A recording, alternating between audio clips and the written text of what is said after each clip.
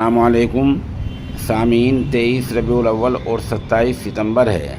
ख़बर का उन्वान है नफ़रत के बीच अमन जुलूस, शांति का और भाईचारे का जुलूस। ये जुलूस हिमाचल के तारीख़ी शहर शिमला में निकाला गया है।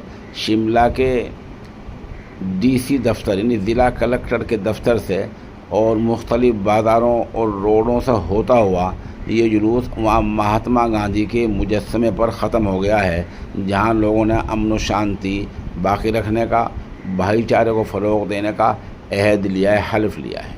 इस तरह आज शिमला में ये एक बड़ा जुलूस निकाला है। इसको तारीख़ी जुलूस माना जा रहा है। इसमें हिंदू, मुस्लिम, सिख, ईसाई सभी मज़ाहिब के लोगों ने हिस्सा लिया है। रिटायर्ड अफसरान ने हिस्सा लिया है, समाजी दानिशवरों ने हिस्सा लिया है। दरअसल कहा यह जा रहा था कि जो लोग शिमला में सयाहत के लिए जाते हैं वो काम मुतासिर हो रहा है, लोगों ने जाना कम कर दिया है। वहाँ की सरकार ने भी ऐलान किया है कि बेखौफ होकर लोग आएँ, कुछ नहीं होगा। तो इस तरह का आज जो जुलूस निकला है ये अमन जुलूस निकला है, शांति का जुलूस निकला है। आप देख सकते हैं किस तरह हज़ार लोग जुलूस में इसमें शामिल हैं और एक इस तरह आज शिमला की धरती से अमन का पैगाम गया है।